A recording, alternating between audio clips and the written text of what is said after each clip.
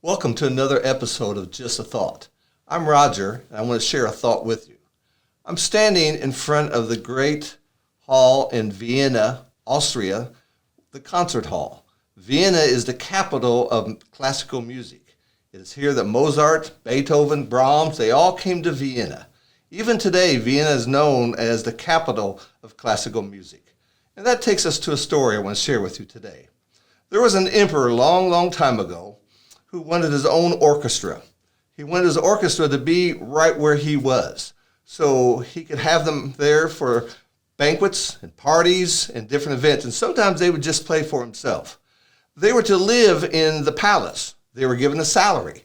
So musicians from all around came to be a part of this. One man conned his way into the orchestra. The man could not play music. The man could not read music. He went out and bought a very expensive flute. And whenever the orchestra gathered together, this man held up his flute and pretended to play. And that went on for a long time. He enjoyed all the benefits that the other musicians had. But later on, the emperor decided he wanted to hear every musician play individually. And they were to have a private session just with the emperor. One by one, each of them had to play. Well, our flute player knew that he'd be exposed. He knew that he'd be in trouble and likely thrown into prison. So the day he was to play before the emperor, he came up sick. And then there was another excuse. And then there was another excuse. And eventually, the emperor got fed up with this and said, "Tomorrow you will play." That night, our flute player took his life. It's a very sad story. But out of that has come an expression that we use in our language today. And that is to face the music. To face the music means that there's responsibilities. There are consequences. There are things that I have to be accountable for. And that takes us in our spiritual thought today to the book of Romans in chapter 14. There the apostle says that each one of us must give an account of ourselves to God. We do not give an account of the church. That's not our job. We do not give an account of the country. We do not give account of our culture or not even our families, but just ourselves. And that can be very scary. We cannot, like our flute player, come up with an excuse. We can't fake it. And we all have to face God. And how we look at these things is to look at another passage the Bible gives us.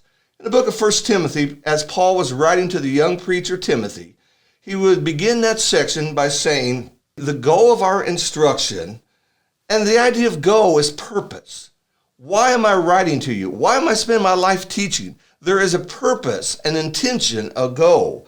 The goal of our instruction, he says, is love from a pure heart, a good conscience, and a faith without hypocrisy. Love, conscience, and faith. Love that springs from a pure heart. We like to drink pure water. We know the idea of purity, how important that is. That kind of love is going to create a heart that serves like Jesus. That kind of love is going to create a heart that wants to put God first. The apostle says a good conscience. A conscience that's not riddled with guilt and shame and regret. That conscience has found the forgiveness of God. A good conscience sleeps well at night. And then faith without hypocrisy. The very idea of being genuine, being true, the real deal, we sometimes say. Now, our flute player in our story did not have that. He was a hypocrite. He was a fake. He wasn't genuine. But when we walk with Jesus Christ and we understand that we have that pure heart, we have a good conscience and a faith without hypocrisy, that allows us to be able to face the music, to face our master. And that is just a thought.